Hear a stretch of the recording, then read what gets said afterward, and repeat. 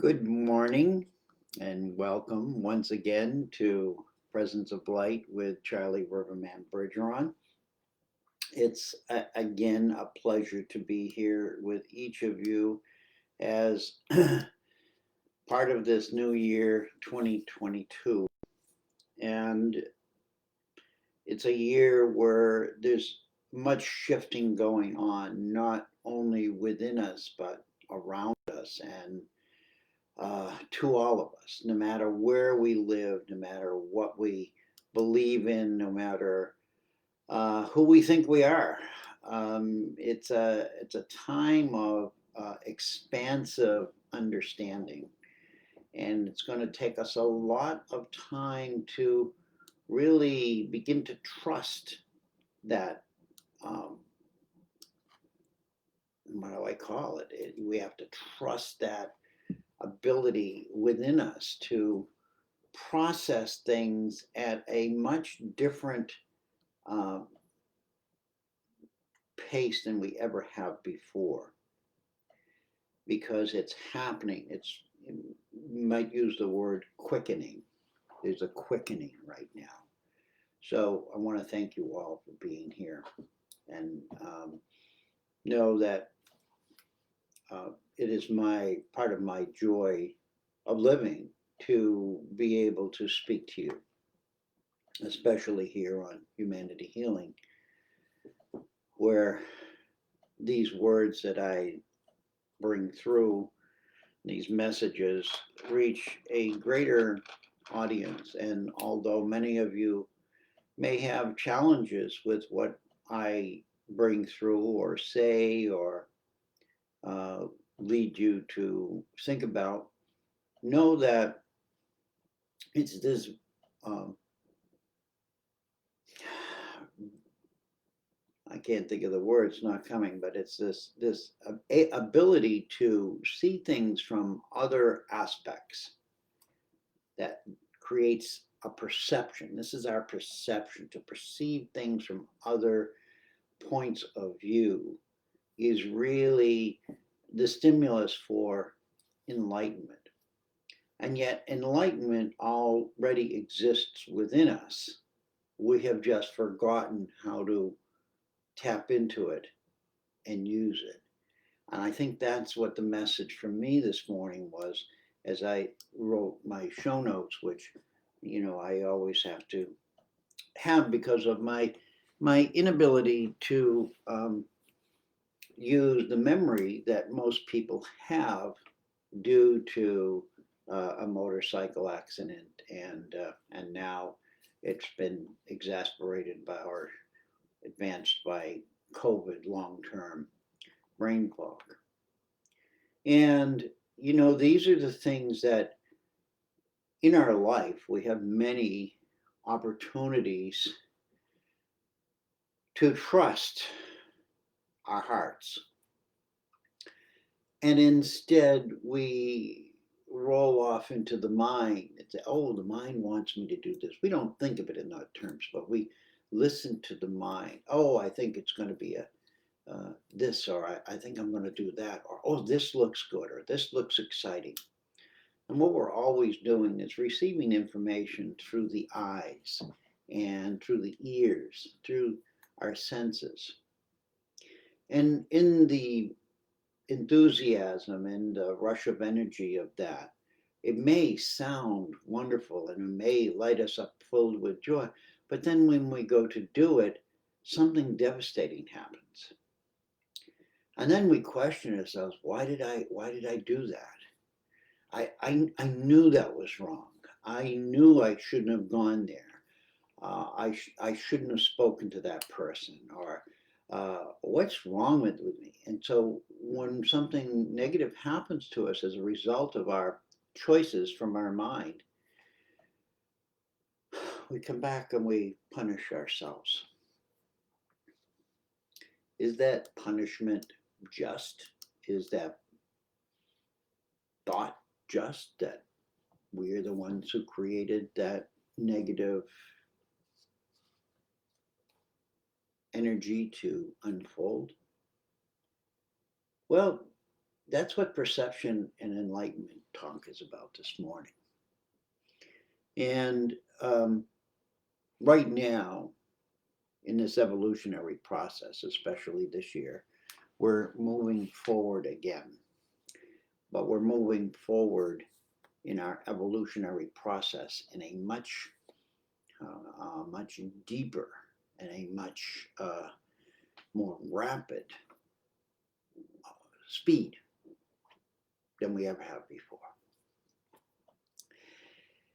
So this morning, the word enlightenment, two words, perception and enlightenment, rattled around in my head, and I kind of looked them up and just felt into them. And one of the messages that I received was the Course in Miracles card. I think I have it here. Yeah, the Course in Miracles as well. What you perceive in others, you are seeing in yourself. And that sort of triggered a whole lot of thoughts. What do I see in others? And I had to take a deep breath because over the past day, yesterday was a talk we did at Global Heart about reconciliation. And it brought me to what do I see in others? What do that I need to reconcile? What part of me needs to be reconciled? Who am I to be judging others? And who are they to be judging me? And why are we doing this? So perception and enlightenment arose out of that. What you perceive in others, you are strengthening in yourself. So with that said, each of us have been perceiving each other for thousands and thousands of years. And on a physical level, we haven't changed that much. Yes, we're probably a little less hairy. We, have different body shapes a little bit more due to the food we eat or the way we live. But we're pretty basically the same physically. What has changed is how we live together, how we get along with each other, how we respect each other, how we say it's okay for somebody to be suffering as long as it's not me. And it's time now for us as we enter this, I like to call them gateways of opportunity, an opportunity to create the future self. That we are creator beings, and each one of us have this power within us to change our mind. So it's like in the store when you see the red shirt or the blue shirt, you say, oh, I want that. Oh, no, we can choose. Or we can have both sometimes. And in having both, we're not harming anybody. The word harming is coming up right now because this is what we see in the world is harm. There are stronger words, but I want to be gentle with this because we are harming all life.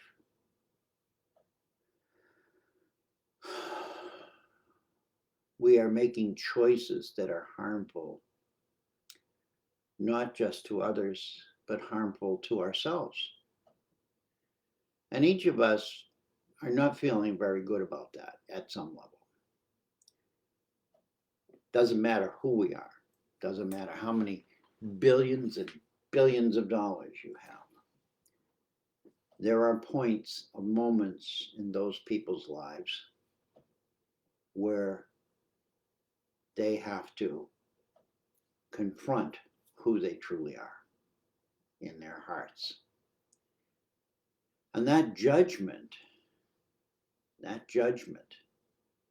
the perception of judgment is just as powerful to them as it is to us. The difference is we're more likely to do something beneficial as a result of that for others. And we do that many times out of guilt. But many people at that level of power and money that can buy anything and they can travel anywhere, they have the power to dismiss it and go off on a flight in their private plane to a wonderful oasis and make it go away. They live in a world of dreams that are possible, where most of us live and our dreams are possible, but we have to work really hard to get those. And sometimes we don't. And what's happening now in this world between viruses and the economies, people are getting pressured from the outside, each one of us.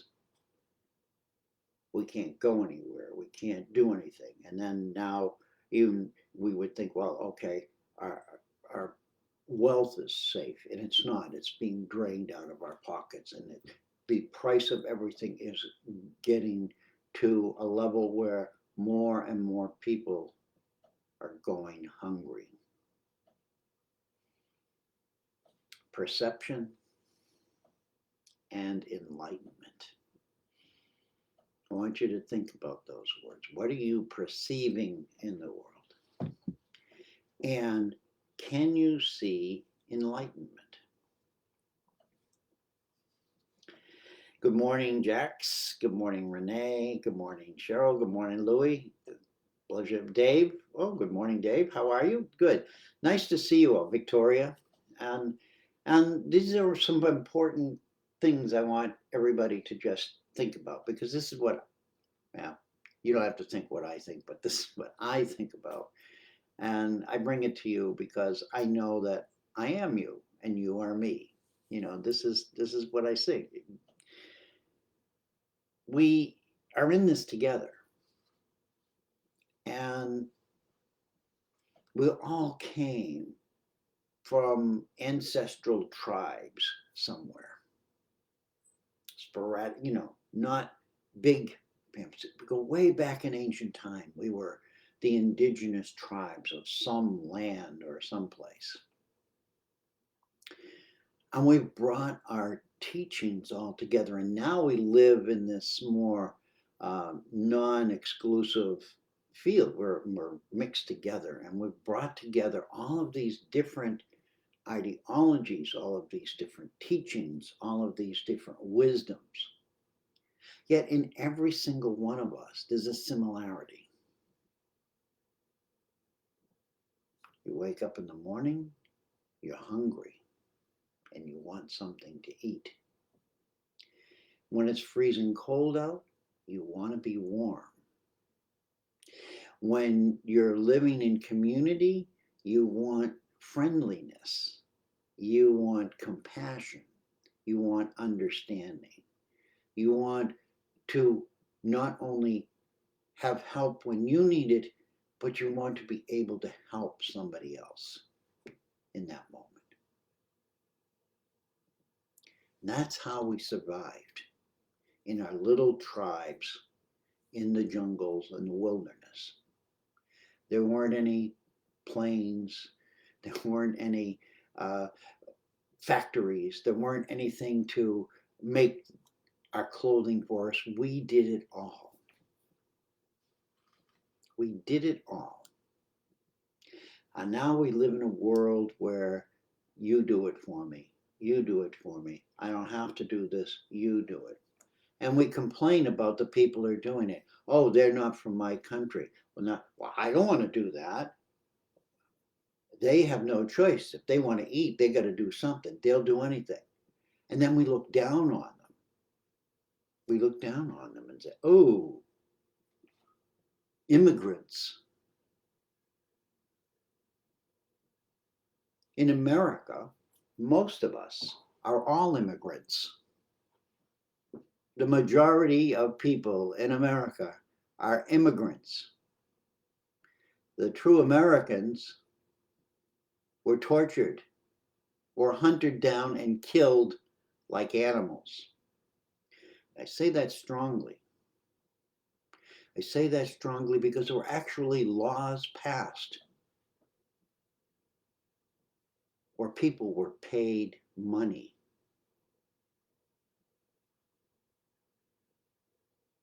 to kill.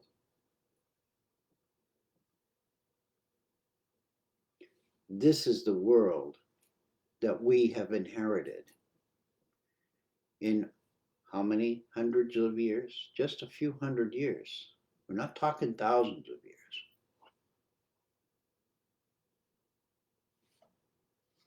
What was my title of my thing? Perception and Enlightenment. We were taught to perceive something as beneficial. And for some it was. And for many, it was the end of their lives. And this is where we stand today, each one of us, trying to make that decision, not is what only is right for me, or I don't like the word right, but what is most beneficial for me, or for benefit, what is most beneficial for all. And we can see in our leadership the confusion, and we can see in leadership the false evidence of power. It's not power, it's bullying. It's third grade bullying. I'm not going to get political at this point, but I think we can all recognize this. Can we enlighten ourselves to see this in a different way? Can we perceive this in a different way? The Course in Miracle card, what you perceive in others, you are strengthening in yourself. What are we seeing in others that we are strengthening within ourselves that is not beneficial? What are we perceiving that we know in our hearts is not beneficial for us, nor is it beneficial for anybody? This is the way out. Can we come to a place within our own hearts where we recognize the errors, where we can come to forgive ourselves, where we can come to a place and say, I am not going to do this any longer. I am going to recognize when I am doing it, and I'm not going to beat myself up about it, but I'm just going to become aware. Ooh, now I've become that. I'm looking at life from that aspect rather than this aspect, the aspect of greed versus love. And all perception comes out of relationship. What is my relationship with everybody around me? My family, that's our closest relationship. Or first is ourselves, of course. So let's go with ourselves first. What am I doing to myself that is harmful, that is disrespectful to me? We all have certain awarenesses of what we're doing that is not in our best interest. Let's take one and say, you know what? I think it's time to stop that behavior, or stop reading that kind of information because it's disturbing me. It's making me angry inside, or it's making me sad inside, or it's okay to be aware of something. But let's not obsess about it to the point where we're destroying ourselves. Because this is why there's such an overload of negative information right now. If everybody comes into that negative field, it's easy for somebody else to move them in a direction because they've lost their own ability to say, no, that's not right. No, I wouldn't want that to happen to me. Why would I say it's okay for them? And here we go into this land of differences, choices, arguments, fights, families not talking to each other. So you can see that the confusion that arises is really that all of us are not looking within ourselves. We're just looking outside and taking the information and projecting it. We just become advocates of things that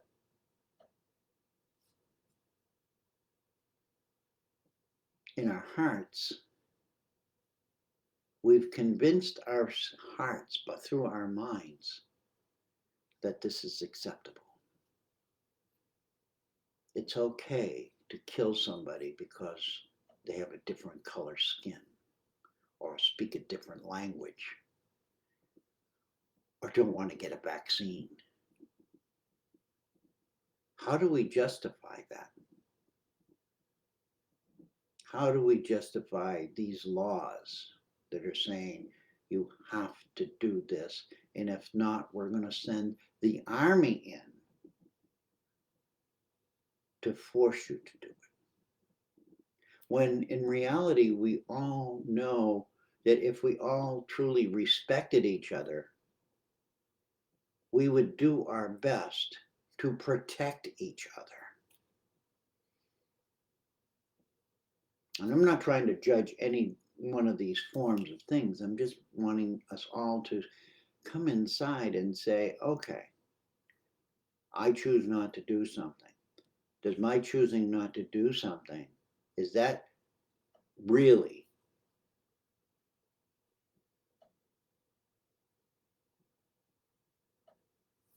aligned with my heart and the heart of everyone?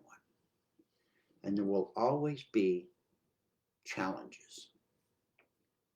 And this is what we have to realize. Enlightenment is when we add light to this confusing drama, where we place our trust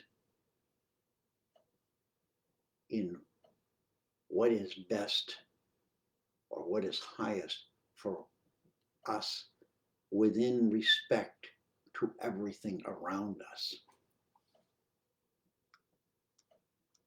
And it offers us a vision that sees duality in its power of separation. Duality, think of your brain, the two halves of our brain, there's a duality here. And how we think is it pings back and forth and it gathers information and analyzes it like a computer. Then it sends a signal to our body. If we come from our hearts are an energy field. It reads the energy in the field. It doesn't need the facts. And it sends a message to the brain. We have to come back into the hearts and at least balance it with the brain. We've lost our heart, our sense of love, our sense of compassion. And each one of us are struggling now. And I say that if you look deep into your hearts, you can see that struggle and you can feel that struggle. It's all around us. I bless you all. I bless you all for being here at this time. And I know that each one of you have your own personal issues. You have your collective family issues. You have your societal issues. No matter where you are around the world. This isn't just here in America. This isn't just in South America. This is not just in Europe. This is not just in Australia. It's not in China. It's everywhere. How do we come back? How do we come back to even recognize how wonderful, how beautiful we really are? And stop this squabbling and squawking like birds in a nest screaming for food. I have them out here in the window. They're beautiful little beings, but they are noisy and demanding.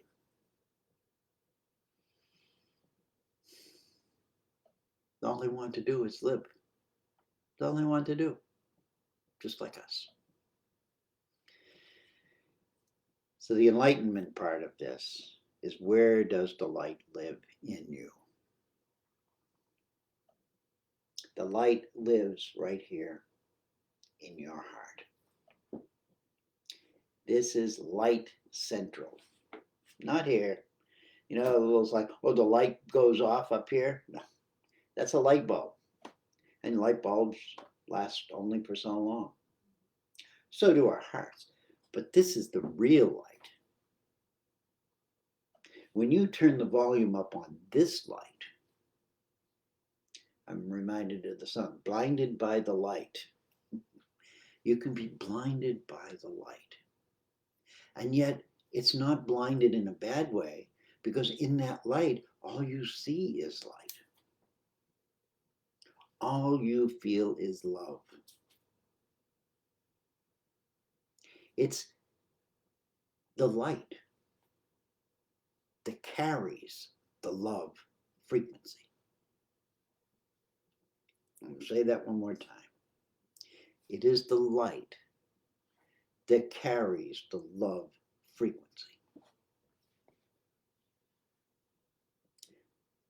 When we want love, we have to have light. Darkness contracts the love. It overwhelms the love. It contains the love. Many of us may think, oh, I'm safe in that darkness because nobody can get me there. Whereas if I'm in the light, everybody can see me and I'm vulnerable.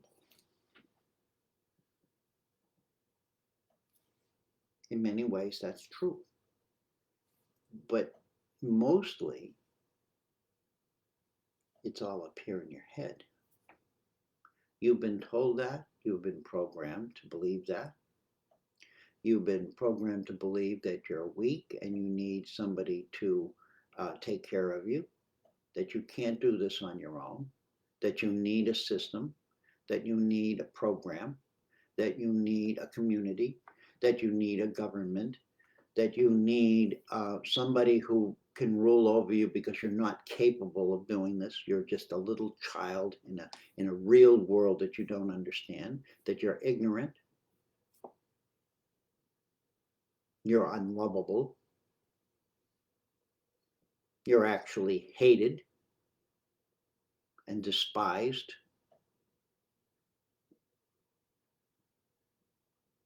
You're a burden on society. This is what we're teaching each other. Is that enlightenment? No. That's the darkness.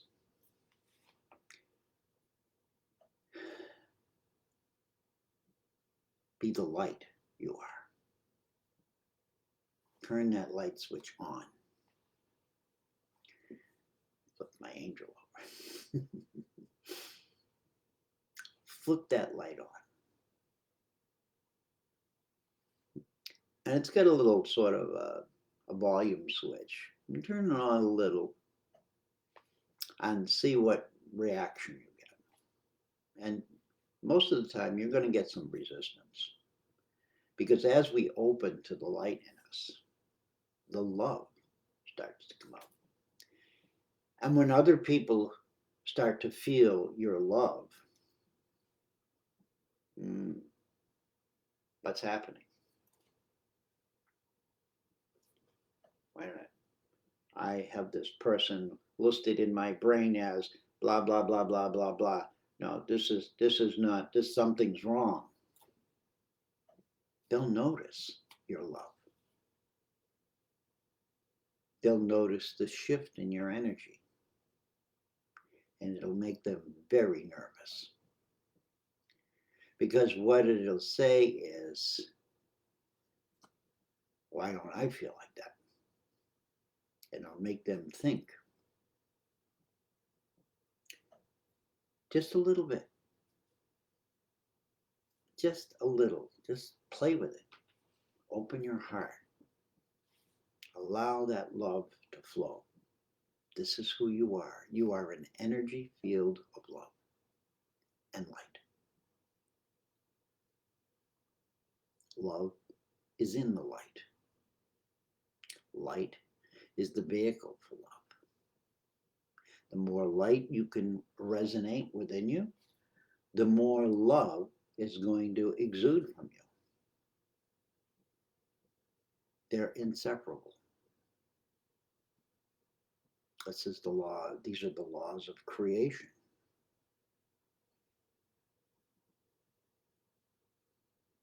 This is who we are. We're not animals. Even though we're in an animal body, a physicality, a flesh and bone, does not make us animals.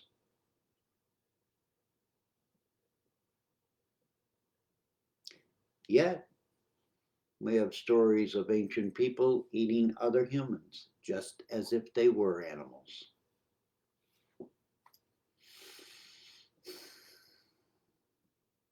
I don't think there was much enlightenment in that society. I think it was one of survival. And this is the problem today. We are now facing situations where we're all being put into survival mode. And I know in my own position, I'm so lucky to have all that I have. I know what it's like to be homeless. I know what it's like to live in my car. I know what it's like to not have food to eat. It's not pretty. But I'm not going to go into fear because I've accumulated all of this and it may go again. What I learned from that is that no matter where I am, I have to know who I am in my heart. So I'm probably preaching now. I get lengthy and wordy and preachy.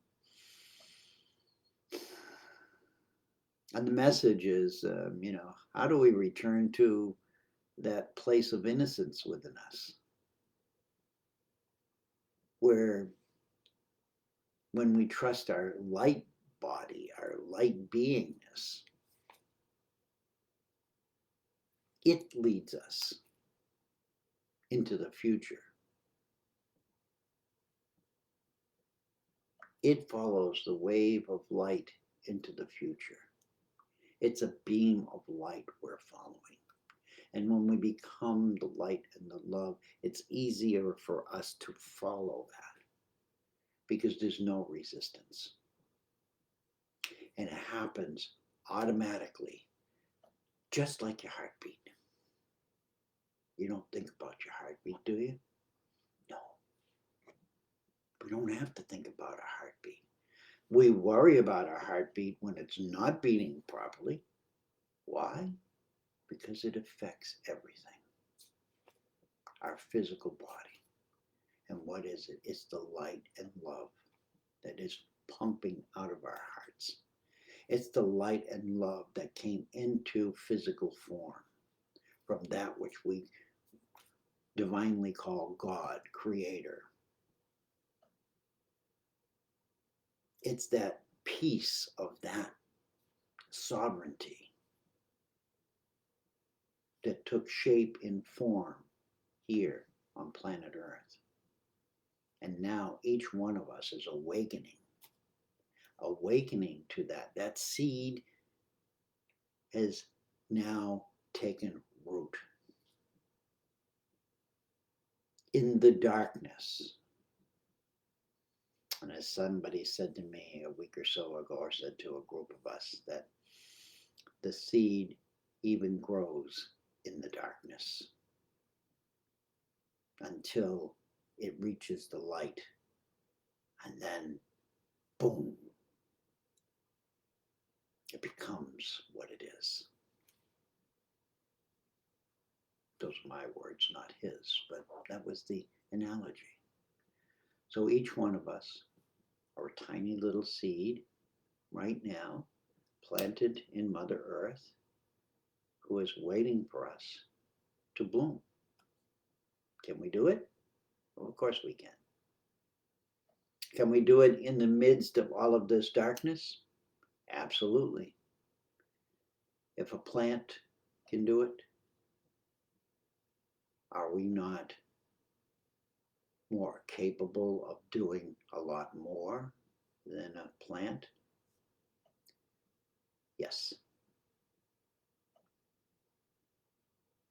Be within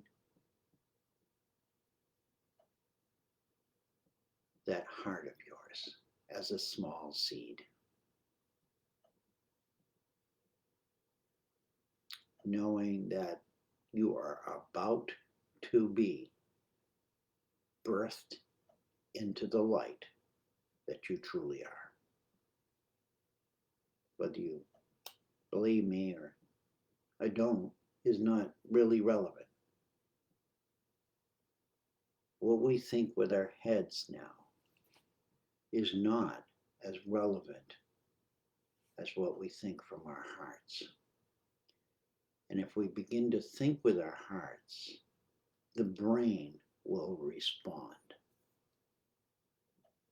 Right now, the brain is responding to whatever's coming at us. It's diminishing our light. It's the cloudy day in humanity.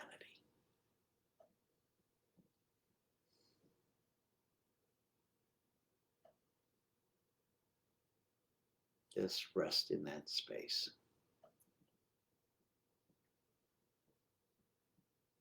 In your heart, feel the light.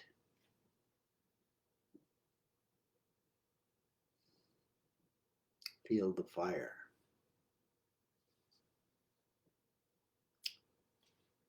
See the light.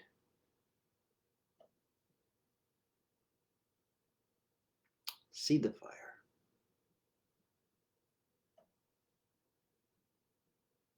Know that that light that you are, and the light that is being given off from that fire,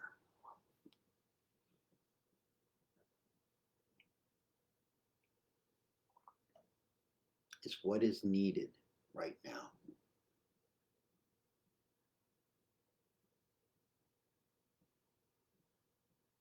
It's needed within us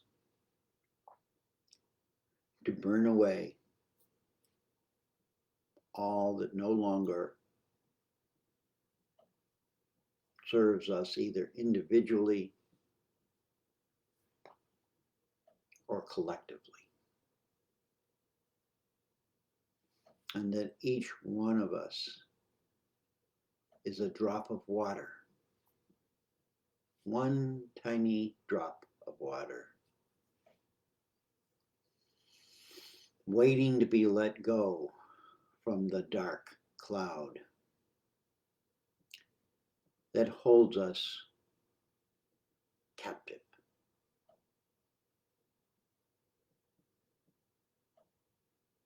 And as one drop begins, another one, and another one, and another one, until the cloud burst, and this deluge of light powered water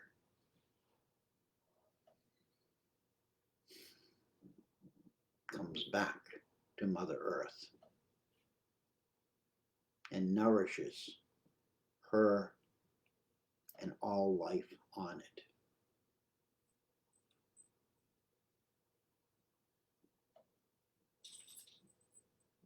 You are that light in the water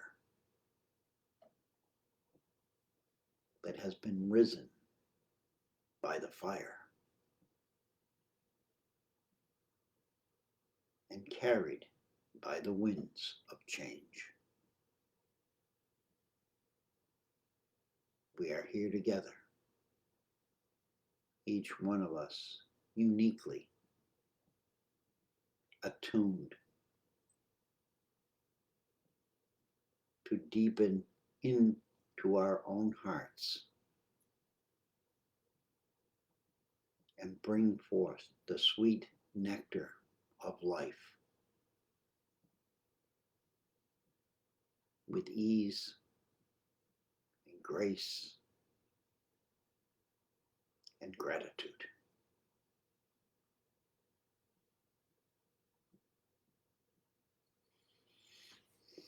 Oh, thank you.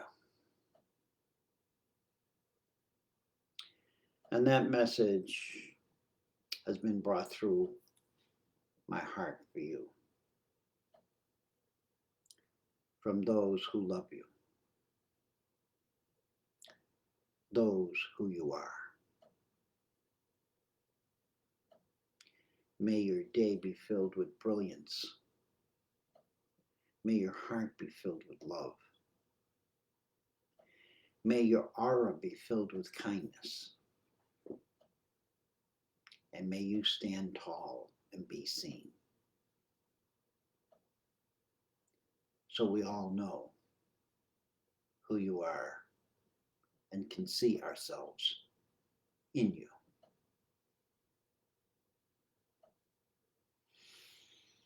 My beloveds, I thank you for being with me this morning, for tuning in. Hope whatever came through for you in this morning's talk has been beneficial, even if it's only just a little speck. I know many have a hard time listening to me, and that's okay. Whatever you get is what you needed. Even if it's anger and frustration, even if it's ridicule, because what you're getting is to show you who you are. I'm you, you are me. I'm just a mirror. And if you don't like what you see in the mirror, you have two choices. Don't look in the mirror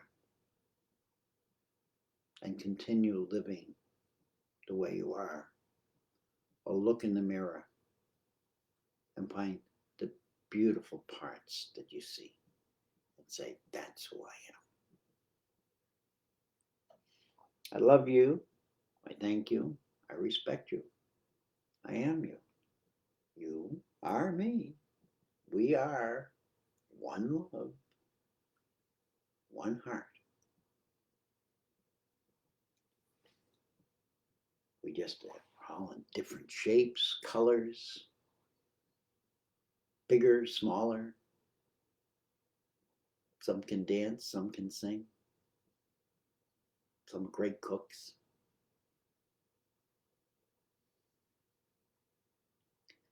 Let's do this for the future children, the future us. We have that power. And we have that awareness now. Warm your heart. Oh, I'm glad I warmed somebody's heart. Thank you all for being here. Thank you all. I will read your comments later, and I love to read them and know that even if you disagree, you got something because you paid attention long enough to disagree. Bless you all. May your week, I think this is coming up the last week it'll be the last week in January. May it be filled with surprises. And then we're coming up to Chinese New Year, which is another celebration we could tap into. And I know I'll be at my first Feng Shui gathering for that. So that I'm looking forward to that. Looking forward to what other teachings have to offer. Let's be multidimensional, because we really are. Love you all. We'll see you next Friday morning. And you know where you can find me. There's a list of places, YouTube, Facebook, blah, blah, blah. Love you all. Have a great week.